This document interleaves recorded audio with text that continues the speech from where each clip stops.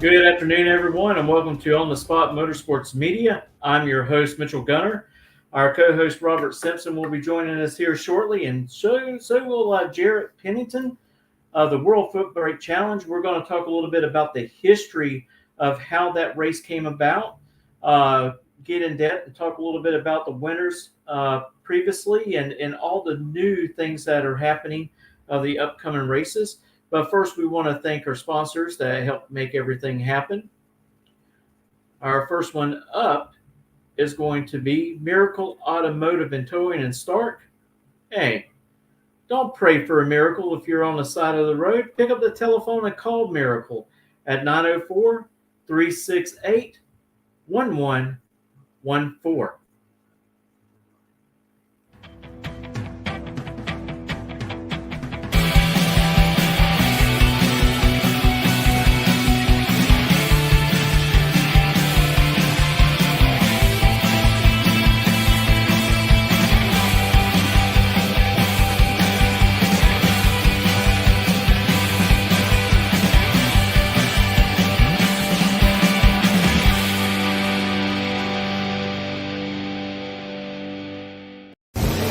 60 years of innovation, 60 years of attention to detail, 60 years of rigorous testing under race conditions is what makes ATI Performance Products great.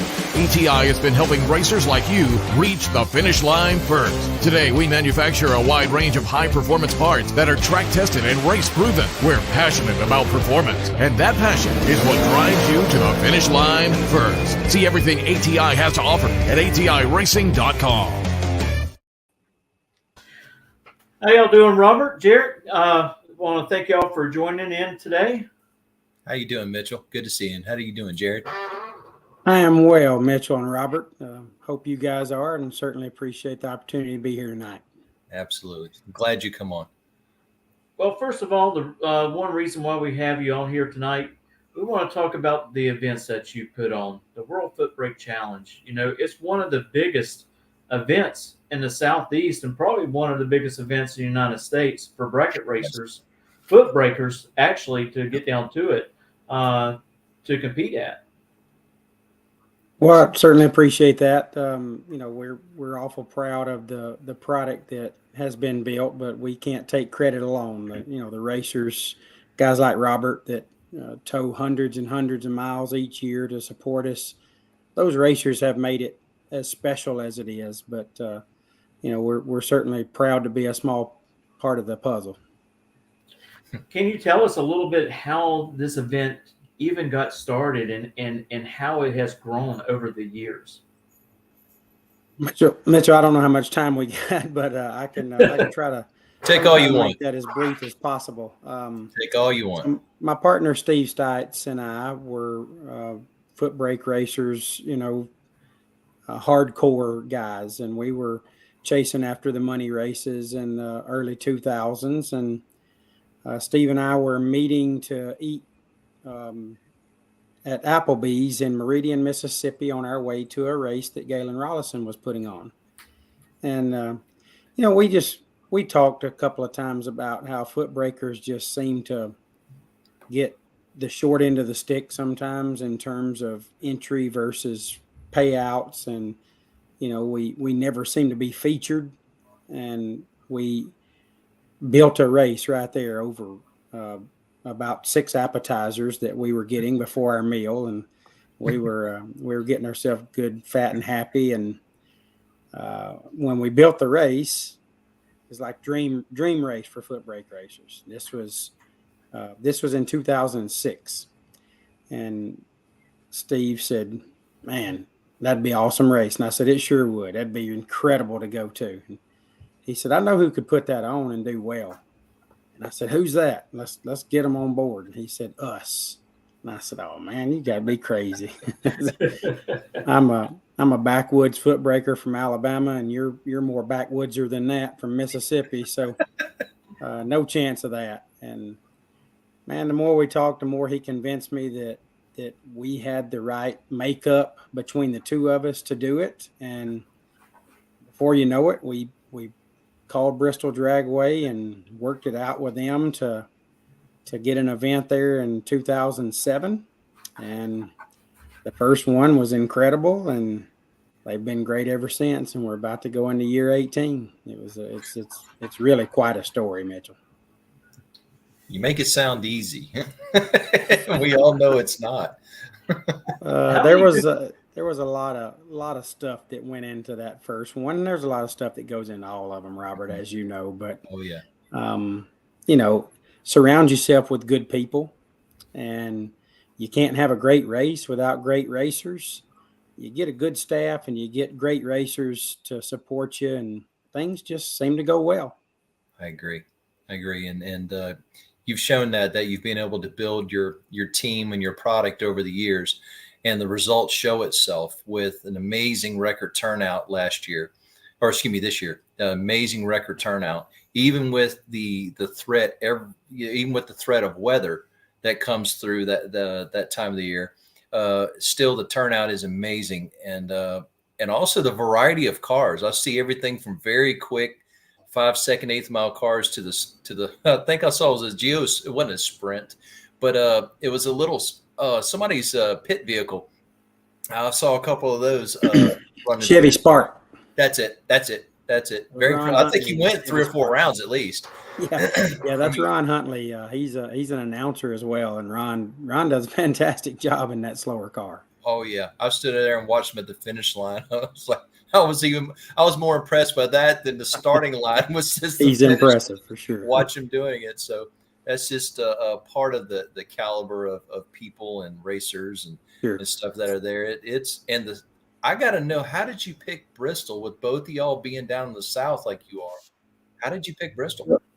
Great question. Steve and I raced the B&M series in the early 2000s, and we had been to Bristol a few times racing points races for the B&M series. Right. And, we just fell in love with the place. It offered everything that we wanted. We wanted to put Footbrakers on a stage they had never been on before, by themselves anyway. Right. And we just felt like Bristol was the premier facility in terms of location. We knew we needed racers from the north, east, west, and south. Mm-hmm. We felt like Bristol offered us a good central area to achieve that. And, for all intents and purposes, it has worked to perfection, really. It seems to be within 8 hours or 9 hours of everywhere. I know there's some people that travel quite a bit farther than that each year, but the majority of our crowd is within 8 hours of there. And although that's not an easy trip to make, it certainly is worth it in the end when you consider the opportunity to race on the big stage that they don't get all the time. Agreed. How many racers did y'all have at the very first World Football Challenge? The very first one was 342. And that was our first attempt, and it was incredible. It blew us out of the water. We were certainly humbled and blessed to have that crowd, and that was 2007. As I said, the event was a 10, 50, and 10 in 2007. Its initial beginning. 2008 was also the same, and we all know what happened in 2008. Diesel fuel, while it's a common thing now, in 2008 it wasn't. It was $4.69 a gallon on my way to Bristol. So that was a very difficult year, and we had a major successful year in one. Year two, obviously the downturn in the economy hit. We had 182 racers that year, and we barely got out of there without taking a beating, and a couple of things just fell our way. And I told Steve, I'm just not sure we're going to be able to continue doing this because that one was risky. And he said, "Yeah, we're going to keep doing it, but we're going to change the format. We're going to get our format more along the lines of what the normal Footbraker can handle, because the entry fee was high for that 10, 50, 10. Right. So Steve's the mastermind behind all the flyer, all the purse, the entry, all that stuff. And I stand on the front line and promote it, but Steve is the brains of the operation, and he changed it to 3 10s, and it worked very well.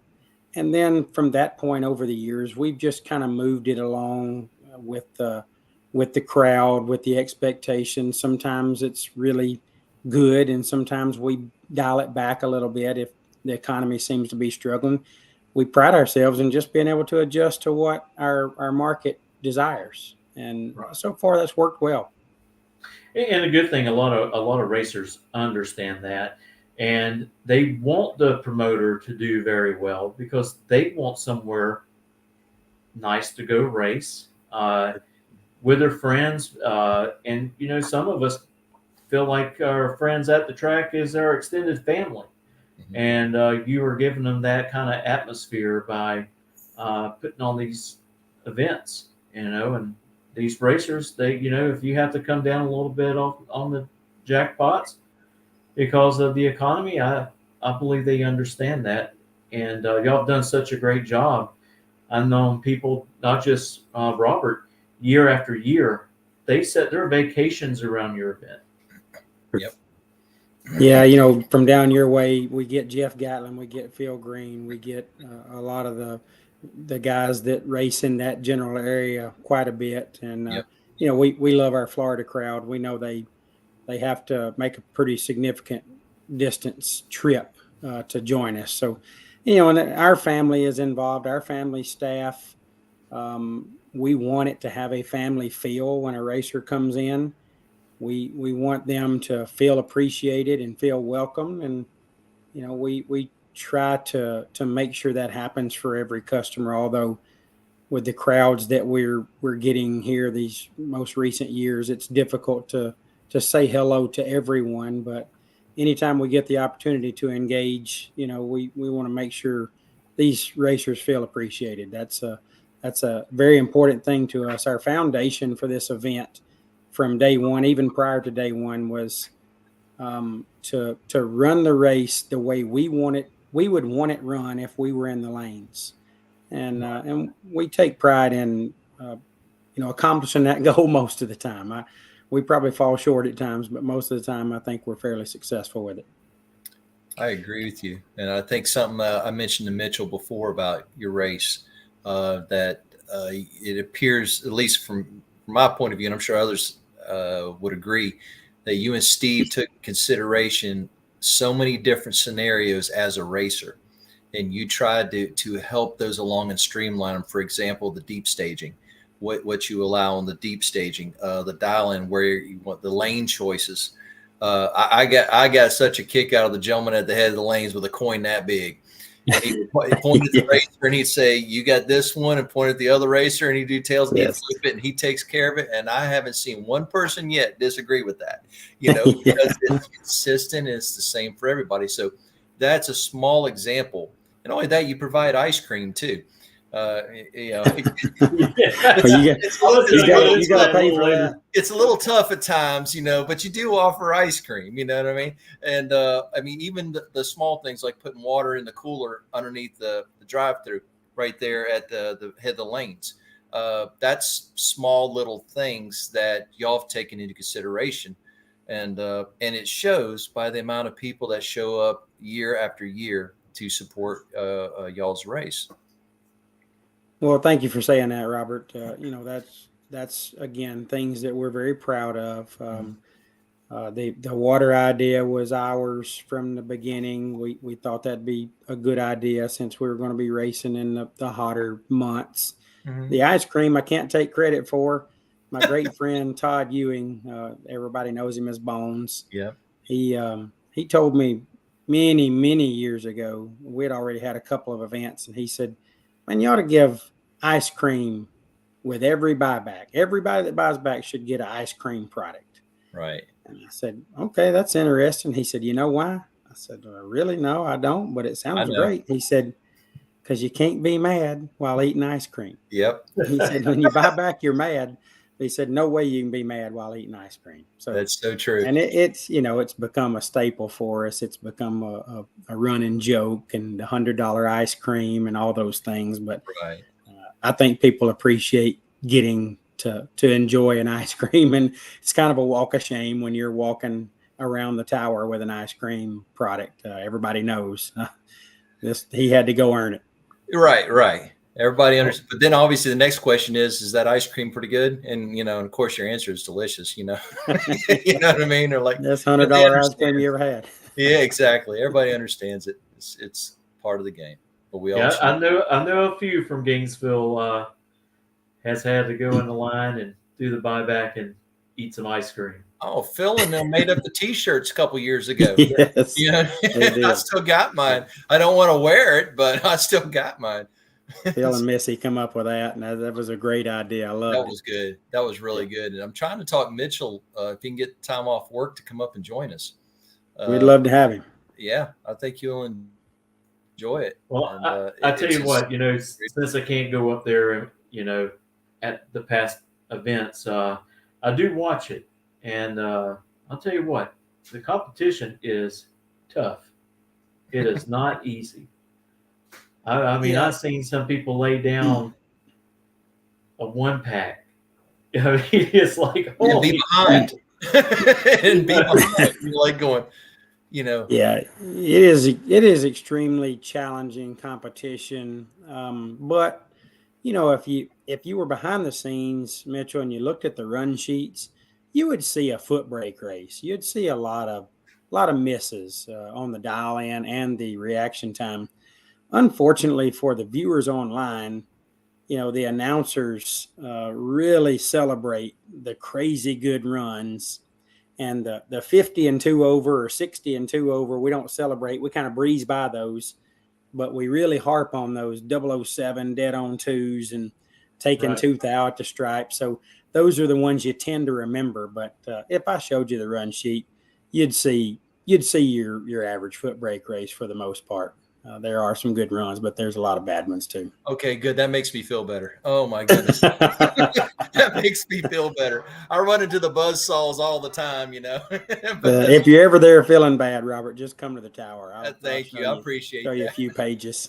Y'all go up there and just sit down and eat leftover pizza or whatever. Absolutely. And go whatever.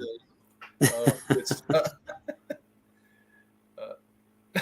Almost yeah, at the store nowadays. yeah, that's about right. But this one comes with a great scene. I mean, the views at this place. I mean, the first year, and I know Jared would tell you this because my dad and I, when we were there, we were like tourists. The only thing we were missing was the flowered shirt. We had the big hat on, and the only thing missing was a big map saying "Go here and go there." I mean, we drove all over that track, got out and took pictures, and we're standing by rocks and because it really is a beautiful place, and it's a lot to take in, but it's really cool. It is when you wake up and the clouds are just laying right over the top of the mountain. Yeah. Oh yeah. Just rarely do we get to race at a place that's just that appealing to the eye. So people take a lot of pictures. You can get up high on a mountain and take pictures with the racetrack behind you. You can take them from the top of the tower. A lot of people get out in front of the tower and take pictures. So it's always humbling to me when I see people there early. Just, they'll bring their car up in front of the tower and take a picture. Not likely that they've ever done that anywhere else they've raced, but they're at the World Footbrake Challenge. They're at Bristol Dragway. So we understand the facility is a major draw. It's a huge part of our success. And I tend to take that for granted because I'm going in my 18th year of promoting there, and I raced there prior. So I tend to forget that on a daily basis, but I'm always reminded how blessed I am to be a part of it when I get there and I see what it means to people. Oh yeah. Got a question. Someone wants to ask a question about, can they leave with a hand throttle? If you leave with a hand throttle, we'll ask you to leave. It's Footbrake only. It's swapping feet only. We would allow someone with a disability to do that. So I didn't mean to make light of that for sure. But we have had a couple of disabled racers there over the years that we do allow that to happen with. So that's the only exception. And that's a great exception. So they can be involved in it as well and have just as much fun as everyone else there on the property. Certainly. Well, what is for people that don't know, what are the general rules for your race? I mean, what kind of cars can attend? Is there an ET brake, etc.? And like you said, electronics versus no electronics. Yeah, so obviously it is the World Footbrake Challenge, so it is required to swap feet. That's general grassroots racing. The basic rules are you cannot use any kind of starting line enhancer or delay box. So there can't be a rev limiter unless you're a straight shift car. We Okay. do allow stick cars to have a rev limiter. Otherwise, the automatics can't have a rev limiter. You can't use a trans brake. You can't use a delay box.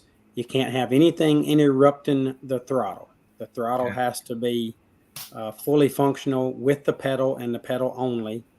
No electric switches tied to the throttle for any kind of timer or any of those things. And then from that, it's left-hand steer cars. You know, a roadster can race, Robert, but we don't see a lot of those. Right. It's typically it's all door cars outside of a couple of left-hand steer roadsters from time to time. Okay. But the car has to be steered from the left side of the car. Now, that has been challenged in the past with a car that come from overseas and was driven from the right side.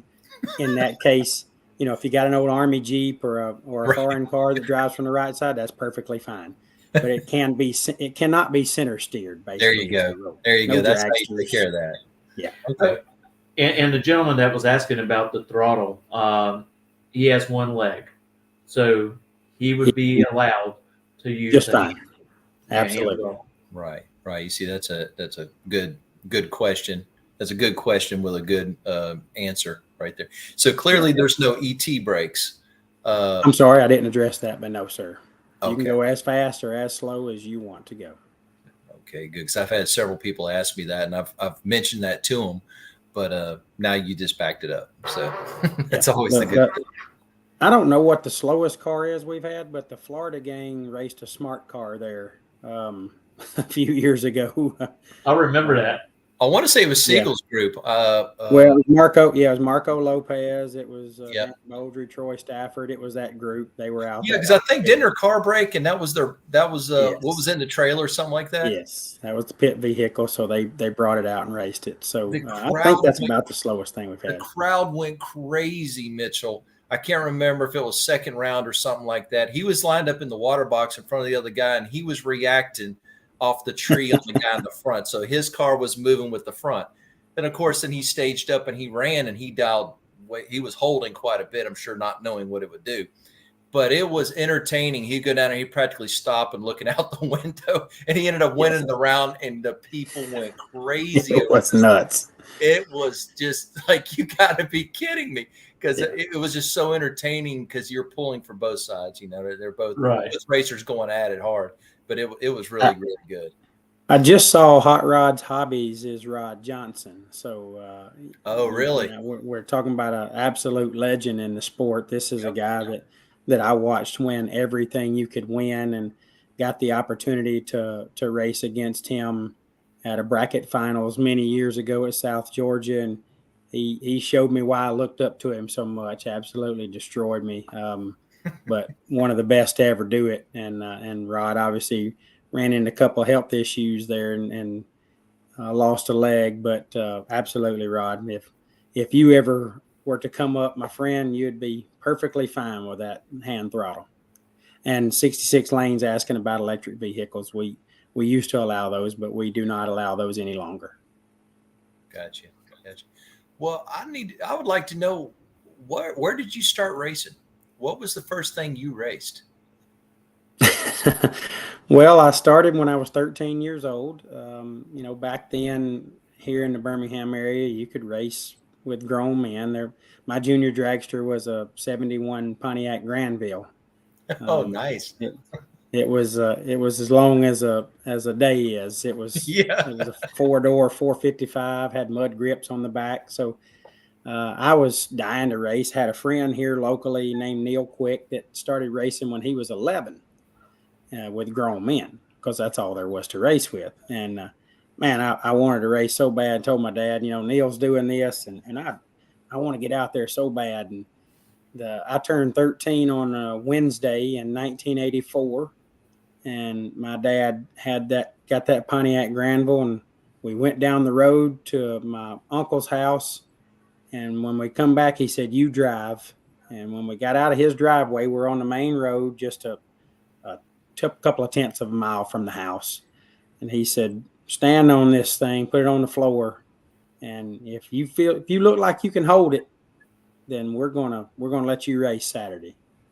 And I had been driving the local convenience store was 2/10 of a mile from home. I'd been driving there since I was 11 in a straight shift, no less. So, I just lived to drive. That's what I wanted to do. And I handled the car. It was a 1060 car or something like that in the 8th mile. So I handled it well enough, and he let me start racing, and haven't taken a season off since. Right here at Lassiter Mountain Dragway, 3.5 miles from home.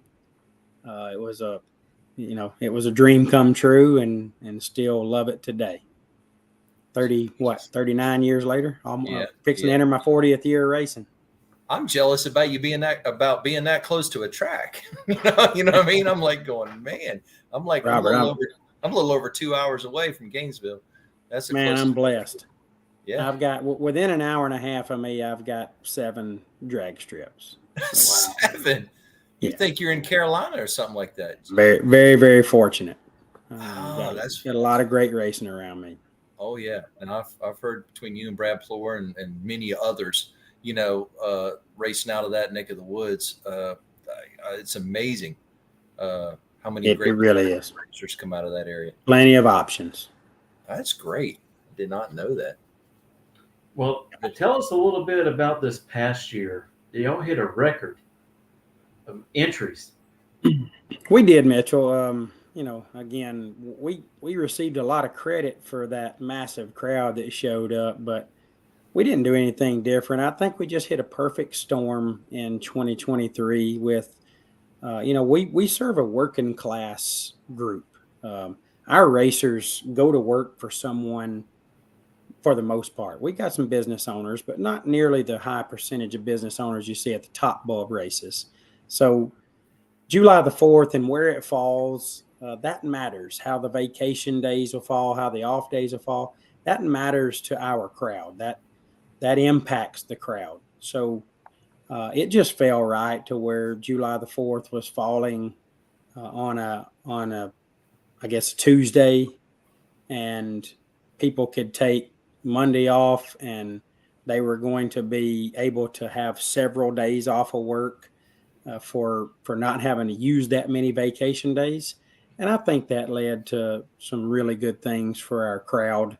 And, this year is going to be much the same with July the 4th being on Thursday. That's a day they don't have to take off and they can get to the track. But Monday is going to come as a regular work day. So I think that'll impact the crowd and get us back down to a more normal number. But last year we did in one of our races, we sent 713 entries down the racetrack. And, even in our wildest dreams, Mitchell, we never thought that kind of number was possible. When we put this thing together, 400 was a dream. And the last few years we're averaging in the upper 500s, closer to 600 as an average. So it's been humbling to say the least. Last year was challenging with the weather, the most weather challenges we've ever had. And you match that with the largest crowd you've ever had. Those don't go well together. That's like a peanut butter and mayonnaise sandwich. And, I like peanut butter and I like mayonnaise, but I don't want them not together. And you don't want bad weather and a record crowd together either. It's just like that. And especially that challenge, but especially that our racers. Yeah. Oh yeah. Oh man. Yeah. But our racers really handled that extremely well. The racers supported our decisions. We were having to make decision after decision to adjust the schedule to try to make it all work. And they were so supportive. Just couldn't believe how wonderful our crowd supported those decisions. And at the end of the day, we were able to finish main event race to wrap everything up at 10 minutes until 1 a.m., basically Sunday night, Monday morning. And, that was 10 minutes before curfew. So good Lord really looked out for us. We had 130 racers leave when we had to just dump everything into Sunday. Had 130 entries back out and get their entry fee back, which we allow 100% refund. If you're not happy or things don't go well or you break whatever you haven't competed for, you get 100% refund. And we finished at 10 minutes until curfew. So that was, God really said, this is the number of racers that has to exit this program for you to finish. And it worked out to perfection. So God's plan is always the best plan, as we know. Yes, sir. Totally agree. Tell us a little bit about the sponsors that back y'all up and the type of things that they do for y'all. Because without sponsors, events like this can't happen. Yeah, no doubt, Mitchell. We're so blessed again when you think of the event is the BTE World Footbrake Challenge, and BTE is our title sponsor. And you think, well, that's really nice to have a title sponsor on board. We're going into year 18, and BTE is going into year 18 as our title sponsor. They have been with us every year for every race we've ever put on. We've had years where we put on 2 races, years we put on 3 races. BT's there with us the entire time. They have been a major supporter of ours, and we're so lucky to have them. It's a wonderful relationship and a rare one. You just don't see that kind of support from companies just that long lasting. And we're very, very fortunate to have BT as the only title sponsor we've ever had. And then, we've got several round prize sponsors. This year in particular, we've got Hoosier, we've got Brodix, we've got Autometer, we've got Mosier, we've got our ice cream sponsor is Third Amber Racewear. He sponsors the ice cream the last couple of years, Tony Saraceni. We've got RBZ Billet as a round prize sponsor. Jegs have been with us for a long time. I'm probably missing somebody here or there, but we've been blessed to have round prizes every year for all 18 years we've been in existence, or after next year we'll be 18. But great round prizes, great specialty awards. Our sponsors are very supportive, but as I've done a lot of announcing over the years, and as I've always said, the sponsors are wonderful and they're amazing for what they do for the racers. But if the racers didn't show up and make the event so special, the sponsors wouldn't care nearly as much. They're looking to support racers that show up, and our racers show up. I mean, all we ever hear is how Footbreakers don't show up, but we love proving that wrong at Bristol. You treat them well, you give them their money's worth, and you make sure that you don't leave any detail undone, and show them how much you care. And the Footbreakers show up, and they're showing up big time in Bristol every year. Well, that is so true. I would like to know, when did you start announcing, and when did JJ start announcing? Well, I started announcing really a little bit here and there in the mid to late 90s. Mid to late 80s. I'm sorry. I even dated myself not well enough there, but I was in my teens, and I did a little bit of announcing, just, here or there, call cars to the lanes or something for the announcer, because my uncle's owned a drag strip here in Alabama. So Freddie Kane was the announcer that was our feature announcer at Green Valley Dragway.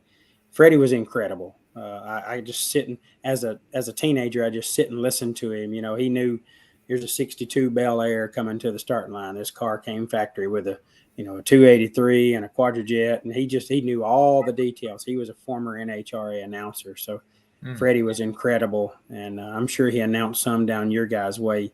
I'm sure, yes. Robert, your dad would probably know who Freddie Kane probably would. So so Freddie was our guy there. We raced on Sundays, and one Sunday, Freddie called my uncle and said, "I just ain't gonna make it. I'm sick. I'm not feeling well. I was hoping I'd feel better, but I'm not gonna feel well." So my uncle's like, "Oh no, what are we gonna do? We need an announcer." And I said, "I'll do it."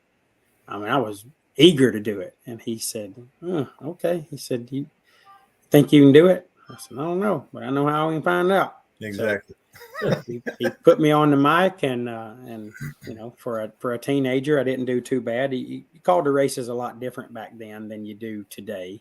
So I just did a little announcing here and there over the years, and I managed a drag strip at a young age here in the Birmingham metro area, and I did a lot of announcing there as the track manager as well. And then, my big break, I guess, if you will, Robert, was Peter Biondo came to our second year, 2008 at Bristol. He came and raced.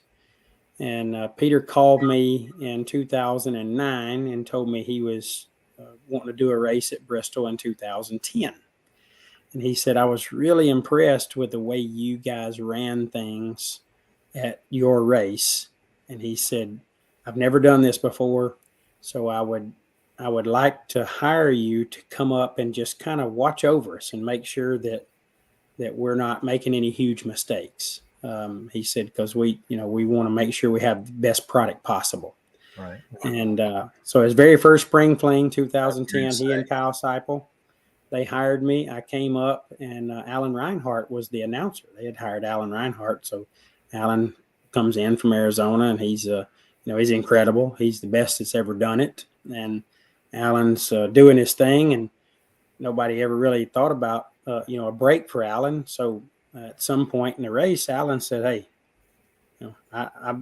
I'm used to a break here and there. I need a little time away from the mic." So Peter's like, he said, "Hey, Alan needs a break. What do you think?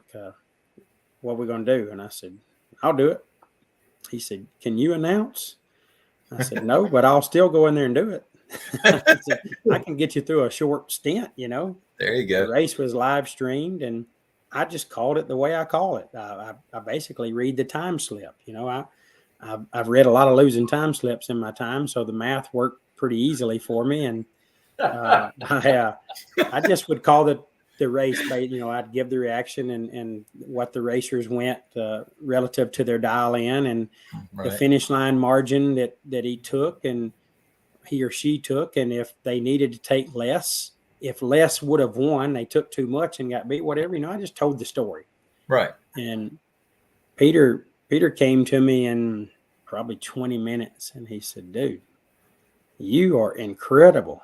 And I said, "I don't know about that," but he said, "I'm already, my phone's blowing up. These people want to know who's doing this, who's calling this race, who's giving these numbers like this." So he said, "And your tone is just, it fits up here so much." Alan stood out because he enunciates. And right. Here I am, I talk bumpkin. So I'm in the hills of Tennessee. So he said, your tone and your accent just fits so well up here. And he said, "If you don't mind, I'm probably going to have you do some more of this weekend."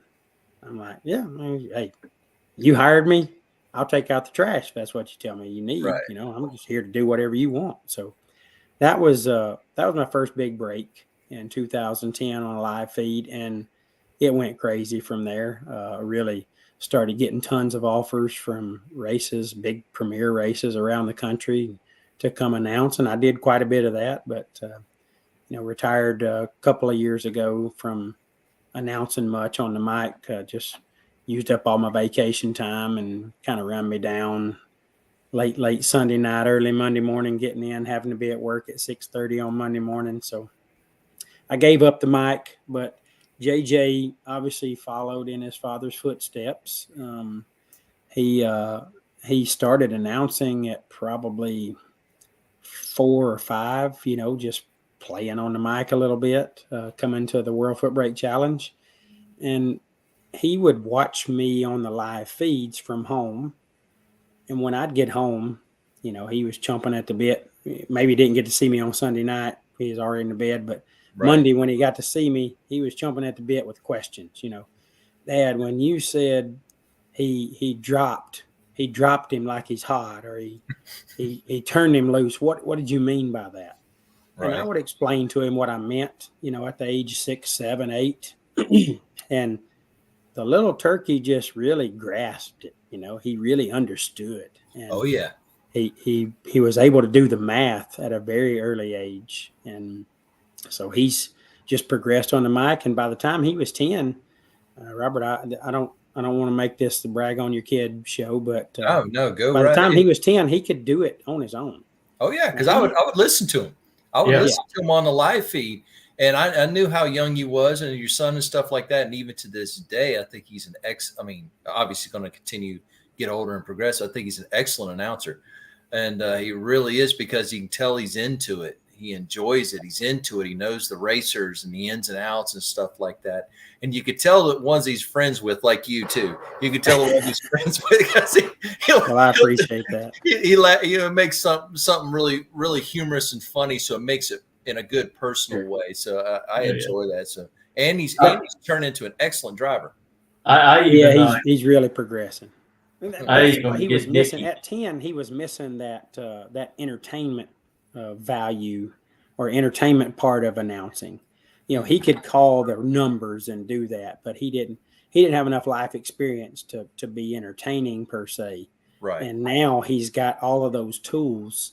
He can be entertaining as well as call the race and talk about sponsors and do all those things. And, he's become a feature announcer at quite a few races now, and getting offers by the day. Actually, I got one last night where he was requested. So he's a senior in high school. He's got to focus on his education. He's doing really well in school, and fixing to enter into college in the fall of 2024. So gonna finish up high school strong. So he's not doing as many events as he gets requested to do. But I really anticipate that picking up quite a bit next year, and him getting out some more. Oh, no doubt. Yeah, I would grab Nikki and says, "Hey, you got to come in here and listen to this kid announce, man. He'll break down the whole run from start to finish." And I said, "He's only like 13 years old."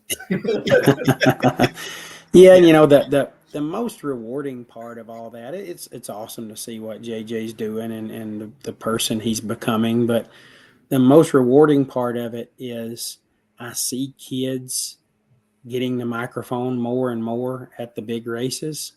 And, they reference him. They talk, they say the same things that he says. And, I know that he's inspired some youth to get into our sport at a different level, and that's really rewarding. Yeah, I can see that as a proud daddy. I can definitely see that in your face, Most definitely, and rightfully so. He's a very sharp young man, very bright, you know what I look like right now, Robert? What's I look that? like your dad every time I see him. Oh, you serious? He's equally as proud of you. So. Well, I can't see my dad when I'm racing. You know what I mean? I just get back and and he tells me he could have done better. Something like that. No, I know what you're talking about, because my dad feels the same way of me, like you feel about your son. So I do know that, truthful, and like you, I know you look up to your father. I look up to my father too. So most definitely, completely agree with you on that. So yes, sir. There's so much I want to ask. I want to ask about Big Red. I want to ask about what your schedule's looking like next year. And Mitchell, what you got? There you go. That's That's the first one. That's the 18th World Footbrake Challenge. That event has been a little bit of everything over the years in terms of purse, but for the first time ever, it'll be triple 20K races, July the 4th through the 7th. The 4th is Gambler's Race Day in Test and Tune, and then the 5th through the 7th is main event 20Ks. Really excited about this one. We've had bigger races, but this is a tradition for a lot of people to come race there July the 4th weekend, and we're excited about them getting to race for a very large 100% guaranteed purse.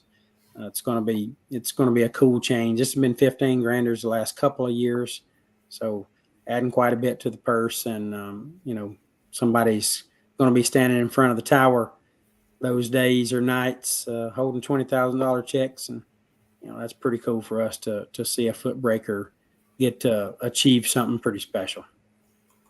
Agreed. And now this is where the change has become. Go ahead. Yeah, this is the change. This has been the Labor Day 100K. This has been the Labor Day 250K, but guaranteed $100,000 to win for 4 years. And, that's become increasingly difficult to get a lot of cars there because the entry fee is so steep. And we did raffles and those types of things all year long to try to generate entries. And we did okay, but it just, the writing was on the wall for that one. It just didn't fit our core customer.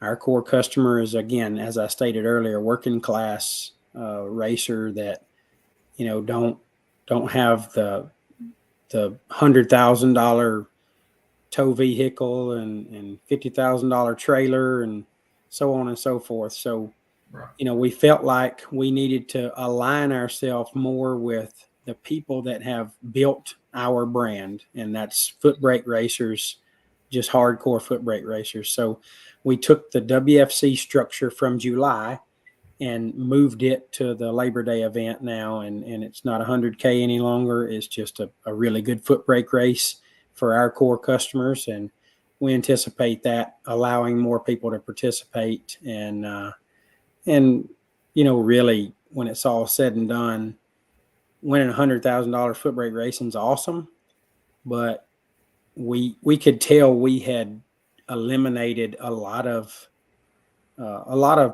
people that desired to be there. We have eliminated them with our entry fee, and that hurt our feelings a little bit. So this rights the ship a little more.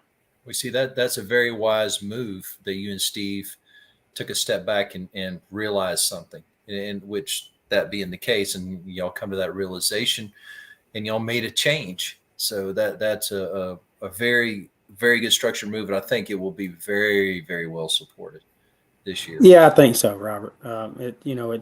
There's a pride factor in knowing that you pay more than any other Footbrake race in history. We had a lot of pride in providing that stage for Footbreakers, right? But it was obvious that we were letting some of our pride get in the way of allowing the most people to participate, and that's not the formula that we want. That's not the formula that we've used to build our brand. So those changes were made. Again, it was mostly Steve just masterminding that move and that change. We talked about a lot of scenarios.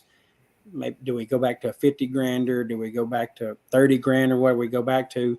And our one foundation for our decision making kept landing on the WFC should be our premier event of the two that we put on. So whatever we're going to do larger than the other, the larger needed to be in July, because that's the race that built our brand. Right. That's the race that landed us in the spot we're in Footbrake race promoting. Mm-hmm. And we wanted to make that our premier event. So that led to changing both events and what we did. And, so far, just based on the social media response, I think it's been very well received. And I think a lot of people are seeing light at the end of the tunnel to be able to come participate. So ultimately, that's what we're looking for. And I tell you, one thing I like seeing, and we have seen it here lately, we'll see Jack Coughlin Jr. run in these type of Footbrake races, and Bo Butner, Sean Langdon, and a lot of Peter people Biondo. Yeah. And a lot of people don't understand, hey, they can make more at a bracket race than they can usually do at a national event. Oh yeah. There's a ton of opportunity to make some life changing money really in bracket racing for sure. And you talked about some legends in the sport for sure. In that list, you had Mitchell. We're excited about our Labor Day race because the spring fling or the summer fling has moved from Columbus, Ohio. It's coming to Bristol. They're going to have 2 races at Bristol this year, one in early September, one in late September, and they're going to be the week after us for the spring or the summer fling, excuse me.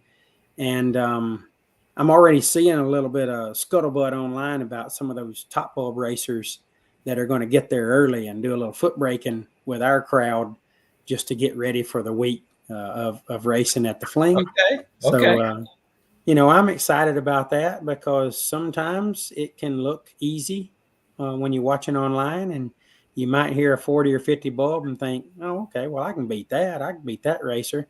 So there's going to be some top bulbers show up that's going to get that opportunity.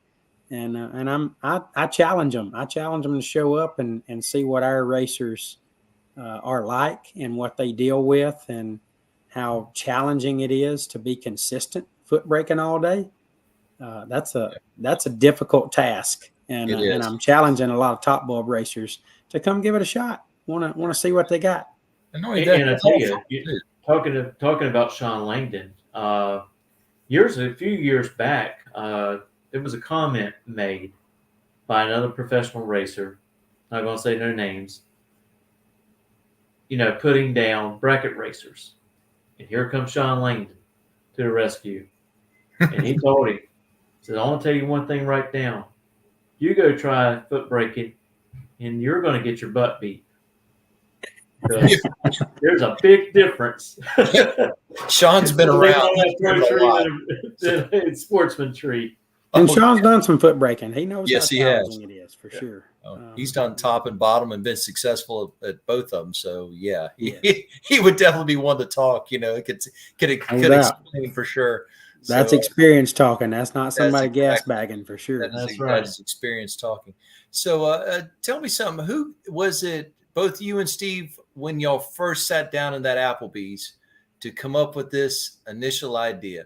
Part of the idea did you have the payback structure like y'all do or something similar where y'all start paying back earlier? And where did that idea come from? Was it from a previous races that y'all would attend, or was it part of George Howard's group, or what? No, we had seen that format at the Bracket U.S. Nationals. I can't remember exactly what Mike Fuquay called his race. Mike Fuquay was the first. He was the first guy we ever saw as a racer put on a race, and he put on the U.S. Nationals of bracket racing or something's what he called it. Right. And they paid round money, and we thought that was really cool. We raced to. You had to get to inside of 16 cars or something to get a little money back. And Steve immediately, one of the first things he said when he started talking about this would be a great foot brake race was pay round money, pay third round winners. Today we pay second round winners. He made that change many years ago and said, to differentiate ourselves from all other events, he said, I think we should pay second round winners. And he said, everybody can win second round at some point. So, you'd get a lot of people that got to visit the pay window, even if it was a small amount. Really, that's what you want. You want people to be able to visit the pay window. That's what gets people excited. And so he made the change to second round winners, and that took off. I mean, it really built our brand up to another level and did really well. So he changed it from third round winners to second round winners then, but initially it was third round win, got you money. And he said, I've seen this at Super Pro races, but I've never seen it for a foot brake race. And he said, I'd like us to do that. I think that would be a great idea and a great structure to get people excited about it. And as he typically is, he was 100% correct. That pay structure, just people had never seen it before. Foot brake racers didn't have their own event where they got round prizes and where they were paid to win third round and where they were the only class on the racetrack. So, we broke some ground there that hadn't been broken specifically. And I think that got our foot in the door, and then we had to put on good races, and people had to trust us. And fortunately for us, we lived up to that expectation, and the rest is history. We're about to have year 18, which is way more than we ever dreamed. We thought if we got to 10 years of it, we would have accomplished an incredible accomplishment. And here we are in 18, and no signs of slowing down. Yeah, I like how y'all do the hard luck award. I think that y'all do for someone who had problems coming up to Bristol, but still made it. And I think Marcus Cruz won that one year. Yeah, Marcus. He broke down. And that was an interesting story. That was an interesting year for him. Right. Marcus has had a few of those, Robert. Yeah, I know. He has. But that one, I remember that particular year because that was just. He's awesome. It's like, all you can do is, if you know Marcus, all you can do is shrug your shoulder. You're like going, okay, I get it. He's awesome. Yeah, he is. He's good people for sure. But I something else. You were talking about today, the pay structure you're paying to win. It's your race is the only race that I've seen, and probably the first one I should say, where actually you have an opportunity. If you go out, you can actually win a prize for going out. And I know it's like best losing packages, basically what it is per round. But still, you look at some of these prizes that you're eligible for, and they're really good prizes. And yeah, we pride ourselves on that too. Some really good prizes from great sponsors, and I didn't mention Plord Racing Products. They're a longtime sponsor of ours. They do the re-entry round, so we've got prizes for generally 5 to 7 rounds each year. And the re-entry round. So great sponsors. They help the program a lot. And it certainly, it's difficult when your win light doesn't come on, but it certainly softens the blow just a little when you win a nice prize that you can use. True. I definitely can see that. But okay, so with the changes in the races coming up next year, okay, I'm giving you a broad question. Okay, what do you think the state of racing is now, or possibly in the near future? And I don't mean not only your races, but I'm talking about just everything. What's your idea on the state of drag racing? I think the state of drag racing is very healthy, Robert.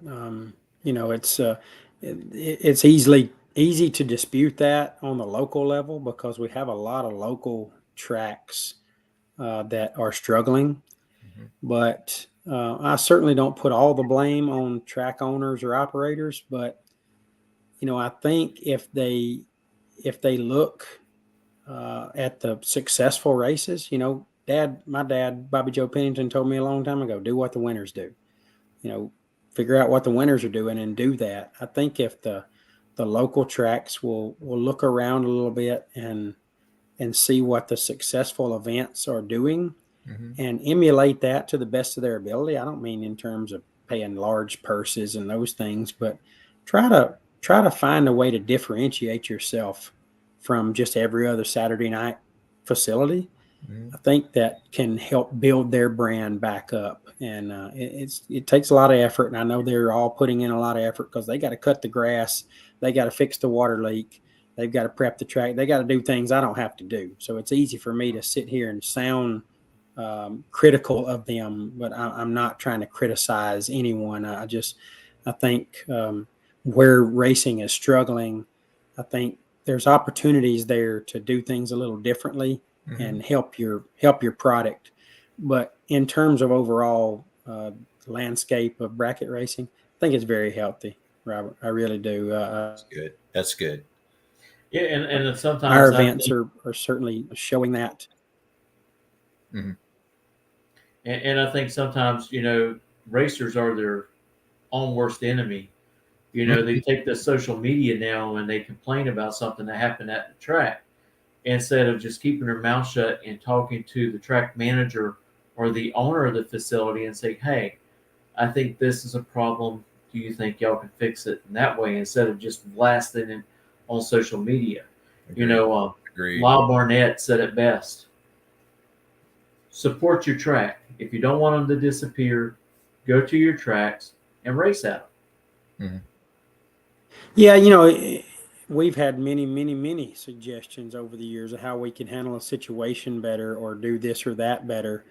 And I'm an Alabama redneck. I'm much more receptive to a civil conversation between me and you than I am to being blasted or hit in the back of the head with it or blasted Right. on social media. And I think people forget, Mitchell, that that's the way they want to be handled when they didn't do things perfectly in someone's eyes. Nobody wants to be blasted on social media, and blasting our tracks and our promoters and those things. Not a great idea. I'm part of a podcast, the Sportsman Drag Racing podcast with Luke Bogacki, and we are critical sometimes of events or promoters or situations, but never just try real hard not to just condemn someone completely and try to make them look bad, because there's no value in that. So Yeah, there's not. Agreed. I think racers need to keep that in mind.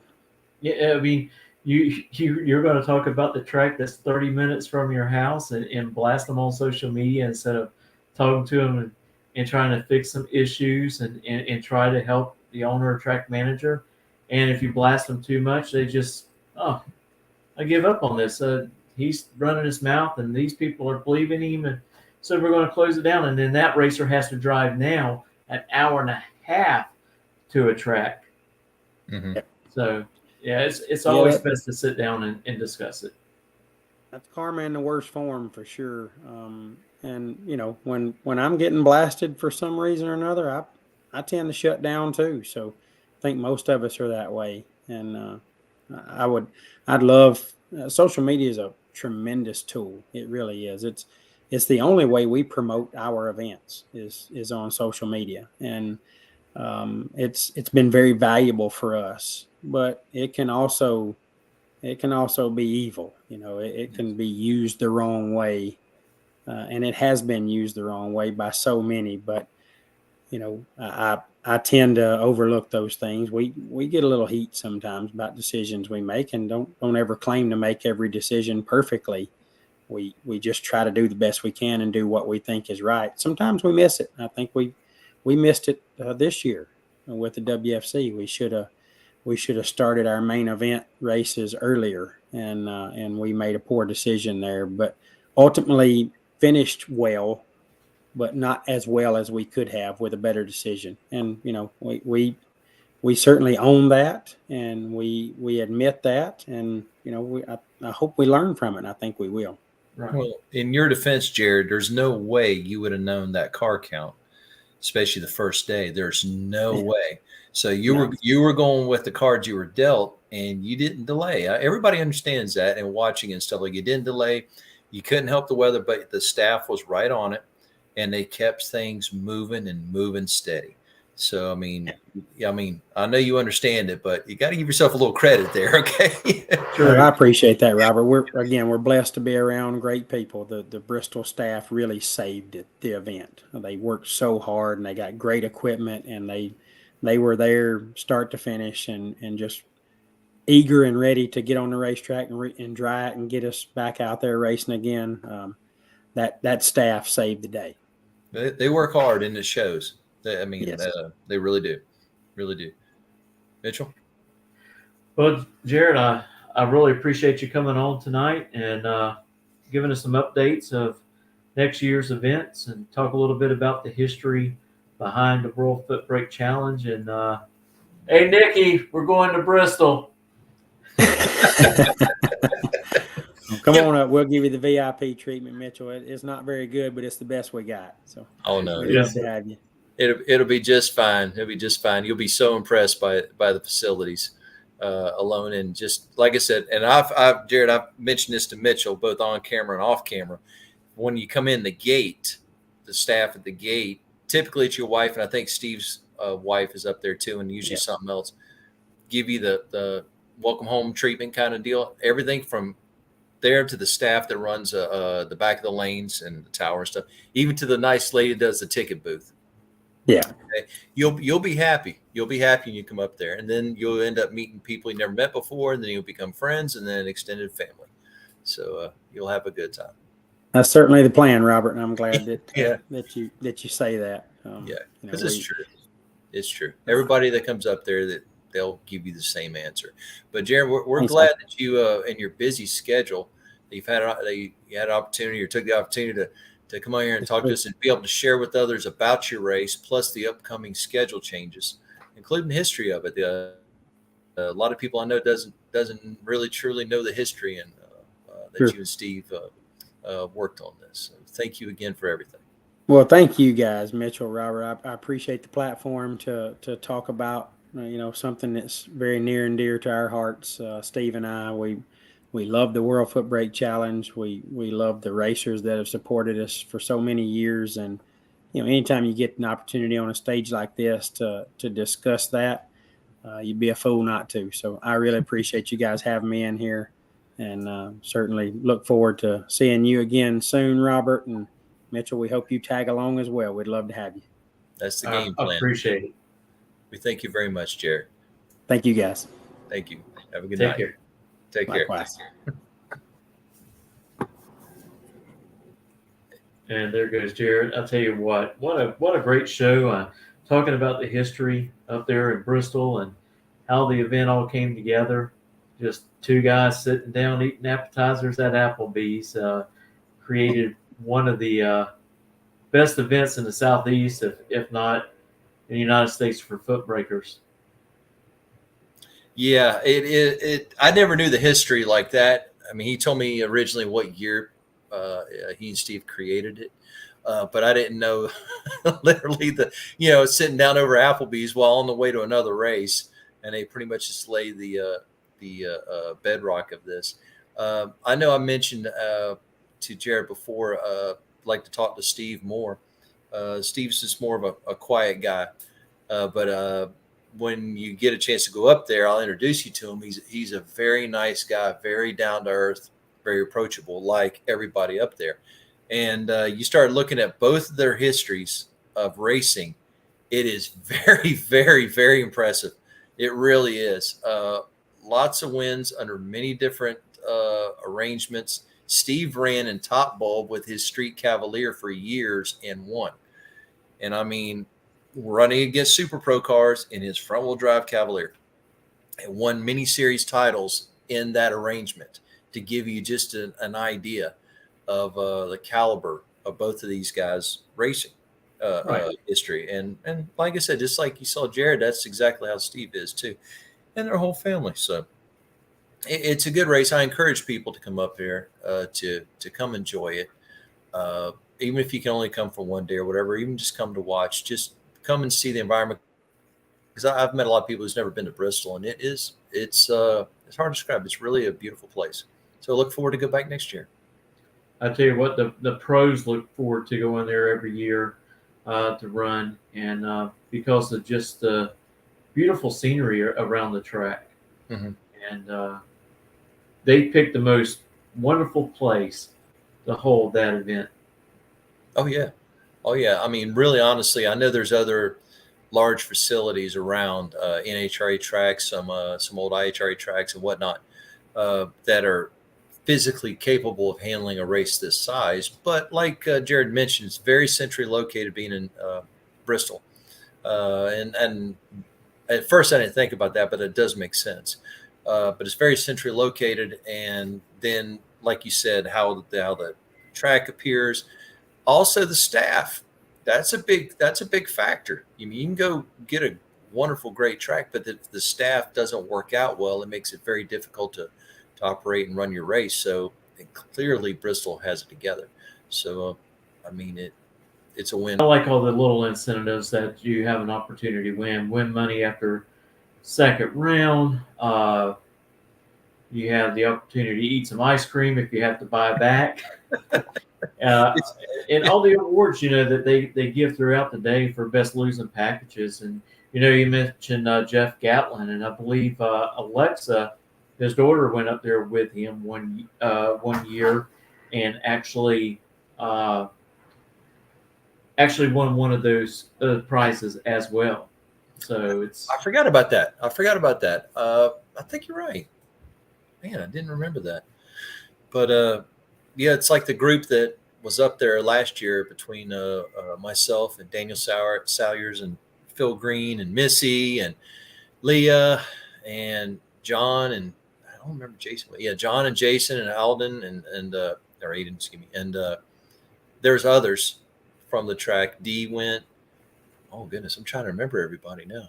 But we had a good turnout from Gainesville, in particular, Gainesville locals that went up there. And Mitchell was, you need to go. You just need to go.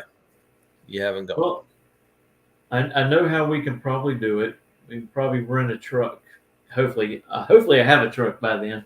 But if we have to rent a truck and a trailer, haul it up there, I'm going to call ahead of time. I don't have an RV dropped off there at the track.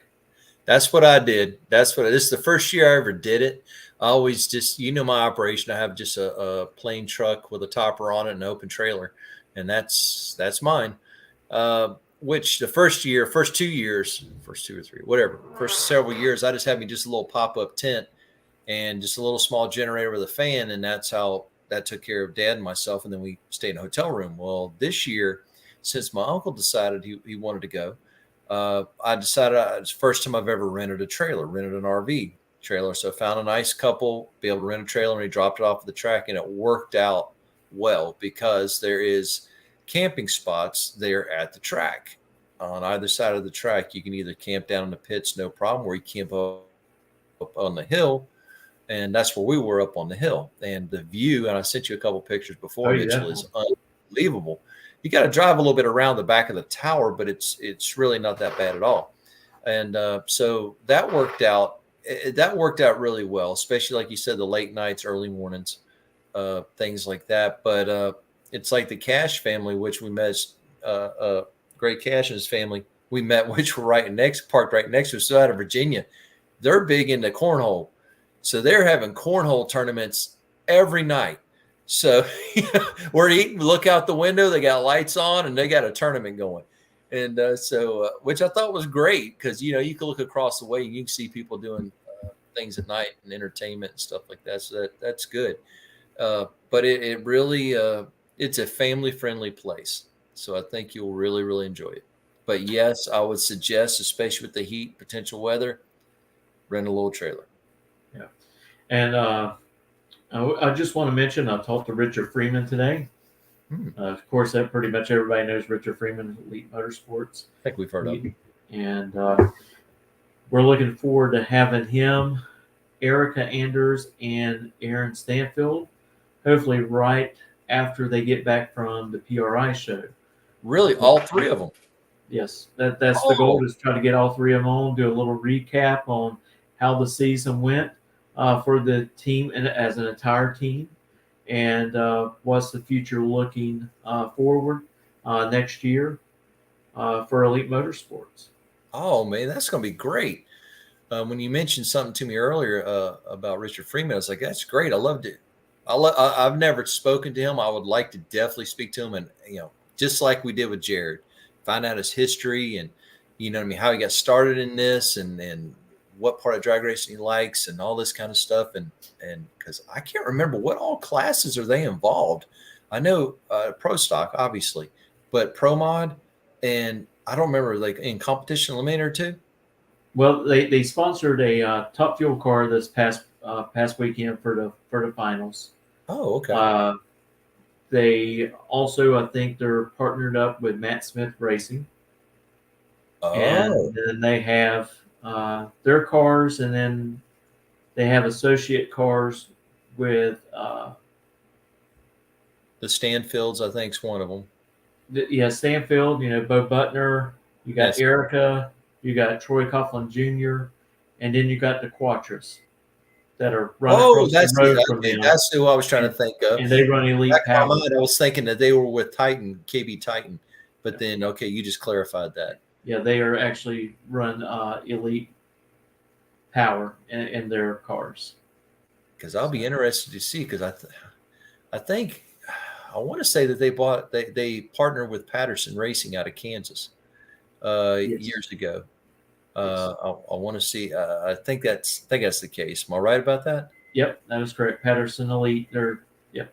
that's another racing legend. A lot of people, well, especially sportsman racers, know about Patterson. Alan Patterson, his father, and everything, and the history that they have is it's impressive too. It is very impressive, and the caliber of the their equipment and what they put out is literally second to none, top notch. Yep, Beautiful and stuff. also we're looking forward to having Madison Payne back. Talk Oh, about great. top alcohol dragster. I'll try to reach out to Angel Sampay and see if there's an opportunity to get her on because she's going to run a full season in top alcohol dragster in 2024, and hopefully we move up to the nitro ranks in 2025 with Antron Brown. She will.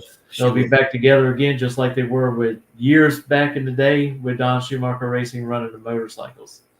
Yeah, it's interesting how they kind of literally go full circle. They start off in two wheels and they end up on four. You know, Yeah. it's an interesting transition. But I was talking to you before. Uh, I think that's when I say very easy, you have an excellent teacher and Antron have experiencing both sides, so be able to answer questions that Angel would have, which obviously clearly she's adapted. And she's adapted very well. Very quickly. Lights are very competitive. Mhm. Some of her lights that I've seen her have, uh, she looks really comfortable driving the car. Oh yeah, oh yeah. You wouldn't if it was my And opinion, you wouldn't be able to tell that she previously hadn't had experience in alcohol dragsters or anything. I mean, but of course, she's got a great teacher to help her along the way, Antron. that's what I You know, mean. That's yeah. what I mean. I mean, you have somebody with that experience that's been there, done that, and I can't imagine. Can you imagine if somebody tried to go from four wheels to a pro stock motorcycle, having never ridden one? Can you imagine the learning curve? And I can't imagine that. So then you have somebody that goes from the motorcycle world to alcohol dragster and subsequently top fuel. I would imagine that the Well, transition would be a little bit easier, but still your body language and how you adapt and what you're accustomed to, you so, definitely got to have a lot of body English riding a bike, oh, I depending can't on imagine. how the wind's blowing. All those racers that I watch, I admire them so much for their abilities. All the men and women that run the pro stock bikes and other like top fuel Harleys is another animal to say the least. Spider-Man McBride. I mean that's a whole nother thing right there. But the pro stock bikes is very impressive to say the least. I like to one day just to go up to one and just to talk to the riders and just to learn more and just techniques and how you do this and how you do that, just to learn, just broaden my knowledge of stuff. Well, hopefully I'm going to try to reach out to Kelly Klotz and see if we can get her on. Unfortunately, she had an incident during, I think, Q3 at the finals, and the bike took a nice hit against the wall, and she came out with, I think, a sprained wrist out of the whole ordeal. And said she was doing great, and she is really looking forward to 2024, and they'll have a faster bike.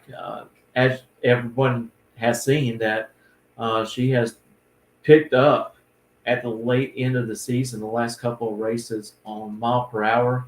She's ran 200 miles an hour now, and just growing through the sport greatly.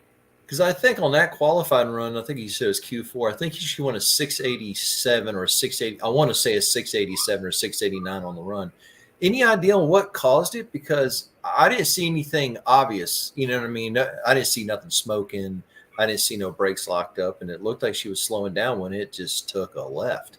She got on the brakes too hard. Is that what it was? Yeah. Okay. She even came out on social media to let everybody know that she was all right, and said she got a little bit too heavy on the brake and it locked up the rear, and that's what did it all. And the good thing is she was already slowing down at that point when that happened, instead of running almost near 200 miles an hour. Right, exactly. And I've seen them, and I know you have too, where they just go through the finish line. All of a sudden, the bikes are sucked over towards the wall, and and they're trying to fight it off the wall or keep their leg from being pinched in between them and stuff like that. And then everything happens, and it's now you're just skipping a rock over a lake.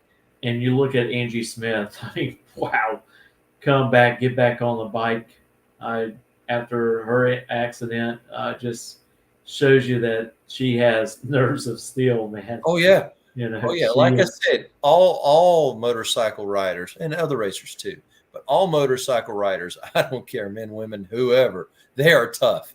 They are very, very tough. And she is an excellent example of that toughness. But being married to Matt Smith, I wouldn't expect anything less, because that is a very, very tough family, very, very focused, and what they're doing, and it shows. I mean, that how much they've won and accomplished, being a small team like they are. What can you say? Well, I want to thank everybody for watching, and if you just hopped on late, you can always go back and watch our podcast on YouTube and on our Facebook page. Keep your eyes peeled. I'm fixing to release an article that I wrote on Doug Coletta. Hey, after 26 seasons, he's finally no longer a bridesmaid. Yep. He has won a championship, and he has came close not once, not twice, but 6 times. He has been a runner-up. And I think those years was 2003, 2005, 2006, 16, 19, and 2020. So, yeah. So, finally, he has won a championship. And I tell you, he must feel a big release of weights off of his shoulders for getting it done. And I tell you what, I was really, really happy for him. And it's been well overdue. 26 years. Wow. Oh yeah. I mean, well deserved. I mean, and to see that mosh pit on the starting line after he won that round, that was impressive. I like that. I mean, to me, that's something that racing and other sports do too, but racing really brings is that emotion that when somebody does good or wins, or that first accomplishment or the big accomplishment, whatever it is, and everybody will react and respond the way they do. I like that personally. You know what I mean? I like it when you see people, cheering, high-fiving, or whatever like that, and just so happy for them. And I saw that in many other cases, and I enjoy that. So, I mean, even to this day, man, I get happy when I see buddies of mine win, or get excited about that. And anyway, it's good. And shoot, look at Gage Herrera. I mean, dominant. Man, just totally just dominated the whole year. I mean, I think he qualified number 1 for every race except for maybe 2 that I could think of. 11 wins on the season, breaks the record. And I think Schultz had the record before him. Did he have it at 9 or 10? Dave Schultz. I'll have to go back and look, because I can't remember. Because I remember some of that history too, and he was absolutely dominant that year, to say the least. I mean, just mind-blowing dominant. Especially only being, if memory serves me right, 1 bike. Yep. He only had 1 bike. Him and John Myers. Yep. They were. Yep. They didn't have the big teams they do now, but. I'm curious on have you noticed the speeds recently in the pro stock bikes have been creeping up 201, 202. I think somebody pushed 203 recently. Yeah, Gage Herrera. Yeah, and I'm like going, ooh, okay. I mean, that's a really a big step up when you're when to me, especially when you get to that to the pro stock ranks, naturally aspirated stuff, where it's so infinitesimal, just to any little minute gain is so hard to come by. But to pick up 1, possibly 2, not just a touch more mile an hour in 1 year, I could be wrong, but if it's been 1 year, that is very, very impressive. And I mean, I have to go back and do a little more research on that. But it's Yeah, that's and Herrera, he was actually the first one to 200 um, out of Gainesville 2 years ago. I think I it think it was was two. I think it was 2 years he ago. yep, he hit the 200-mile-an-hour mark, and it has just been slowly growing. More and more bikes moving into that to break that 200-mile-an-hour mark. But I think it's good though that it's not only the Harleys, the Buells, the Suzukis now, and is there any more? I think it's just, I don't know if there's. I think Is that's the it. MBR body or Well, I'm the, referring to Power Plant. Power yeah? Oh yeah. I think it's just those three. But still, so you have all those different brands who are obviously all in the sixes, and they're all in 200. And I'm like, okay, that's impressive. That's even more impressive.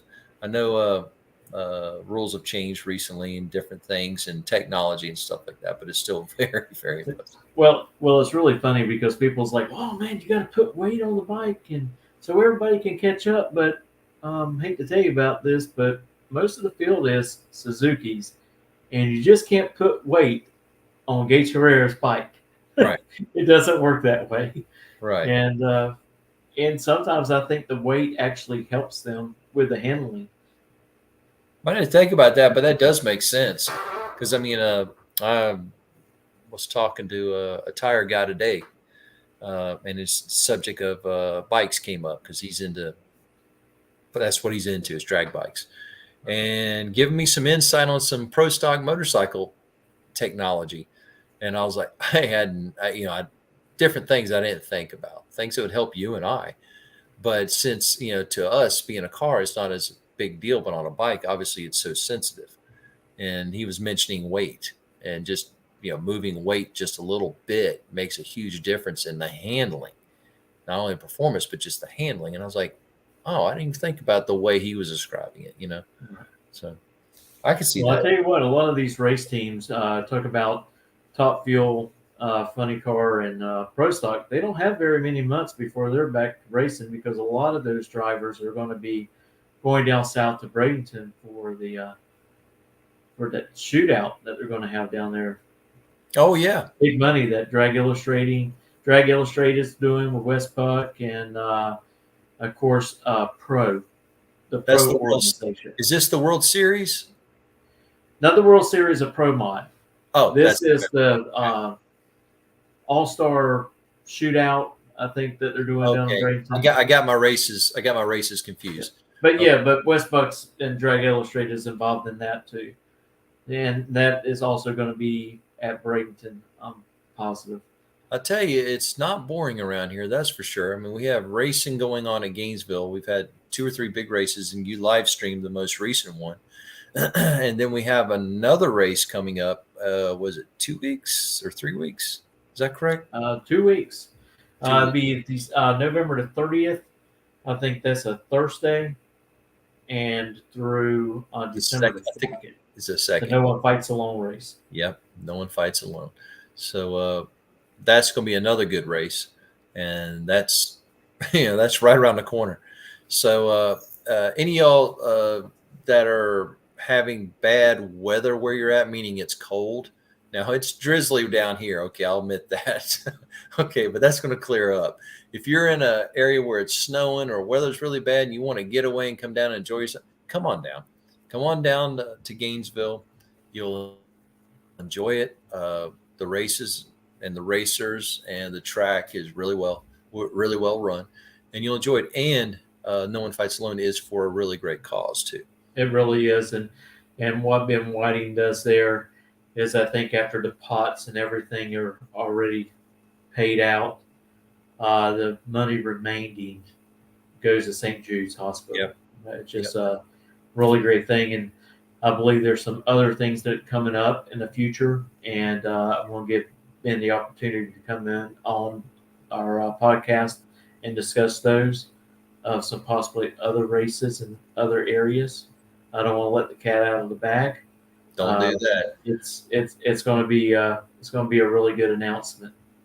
Well, that's good. That's good. That's really good. You're putting in the hard work, and and it's showing.